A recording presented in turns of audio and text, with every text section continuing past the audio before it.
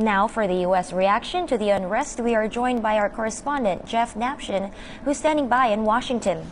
Hello, Jeff. Well, I attended the White House press briefing earlier this afternoon. I have to tell you, it's a very delicate situation for the administration. Part of the focus of this year's speech is on bipartisanship in the wake of that tragic shooting of a congresswoman in Tucson, Arizona. The accident happened here on March 28, 1979, when human error led to a partial core meltdown of the nuclear reactor. Here in Grand Isle, Louisiana, on the Gulf of Mexico, the beaches are once again open to the public. It's totally different than it was at this time last year. With economies around the world growing once again, there's a real sense of optimism at this year's Detroit Auto Show. Right now, final preparations are underway as technicians inspect the orbiter. This has happened about 132 times over the past 3 decades. Just 2 more flights, and this will never happen again.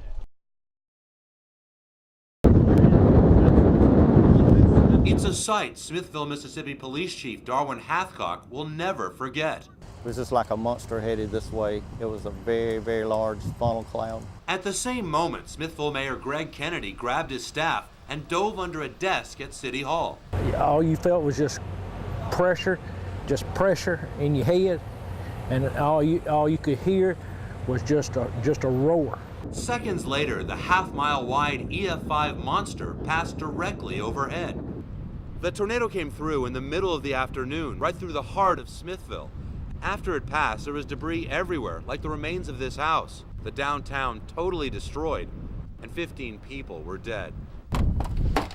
Longtime resident Danny Chisholm managed to shepherd his family into this homemade underground shelter, which probably saved his life. When he climbed to the surface to take a look, the whole neighborhood was gone. I knew we wasn't gonna have no home when we come out. Really? Yeah. You couldn't even see the streets when you walked out. I didn't know where to go. You couldn't tell one place from another, and everything looked the same. Police Chief Hathcock said it seemed like a bomb had gone off. I thought nobody could have survived it because the view I got when I stood up, I looked back in this direction and there was nothing there. Most of the homes were destroyed, cars crushed, and lives devastated. This town of 900 people wiped off the map in minutes. Now the cleanup has begun. The city has been designated a federal disaster area, and emergency officials are on the scene to help the recovery effort. It'll take months, and the emotional scars could take even longer to heal.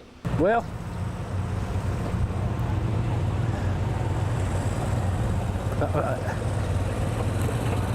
I'm lost for words. The mayor hopes to rebuild, but it's likely his hometown will never be the same again.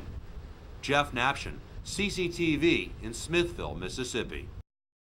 This report provides further insight into what began as a typical congressional hearing into the tragic Gulf oil spill quickly degenerated into political fighting between the two parties. This report is a blistering, scalding indictment. While some Democrats urged new regulations for the oil industry, Alaska Republican Don Young said it's an unfair attack.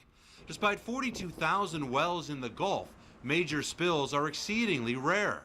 And he questioned the integrity of the National Commission. We are facing bankruptcy because we have not been able to develop our fossil fuels.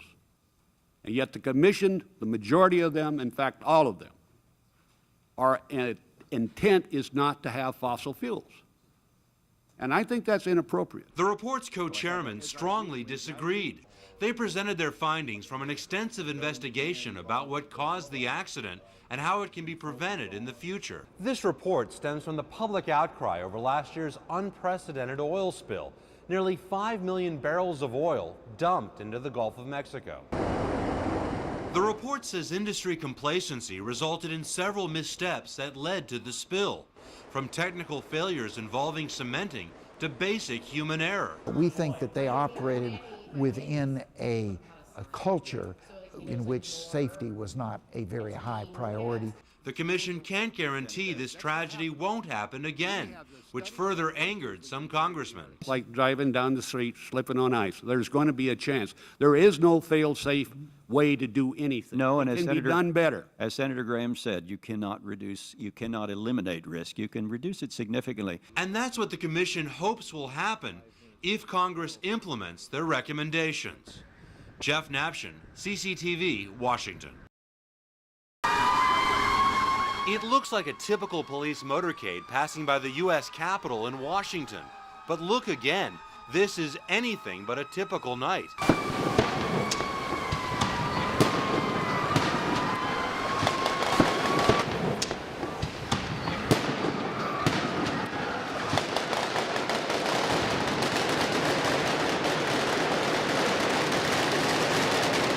It's an action scene full of fake gunfire and explosions being filmed for the new movie Transformers 3, a series starring actor Shia LaBeouf about a war between alien robots here on Earth. The crowd loved it. It was like, wow, yeah, sweet. You know, this is what every Transformer movie has, big explosions. It was also a big success for the DC Office of Motion Picture Development, which spent months working with Paramount Pictures to lure the production. To come to DC and to do some of these key scenes here in Washington, it was tremendous. It was a very big deal. I think it sent a great message to the industry. Hollinger says the movie generated around $500,000 a day for the economy. If it wasn't for these one-of-a-kind monuments and buildings, Transformers might have filmed elsewhere. These movies have a big impact. For example, Transformers is setting up right now here at the Lincoln Memorial to shoot a night scene. Besides the money that's being spent on production, when this movie comes out next summer, it could give a big boost to tourism right here in D.C. The D.C. Film Office hopes to lure more productions here by cutting red tape.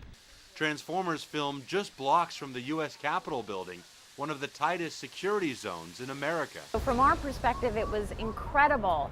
I think from a studio's perspective, Washington can be daunting.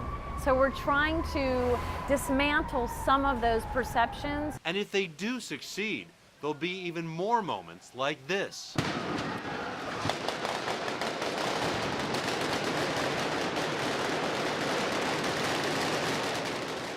It was awesome. Jeff Napshin, CCTV, Washington.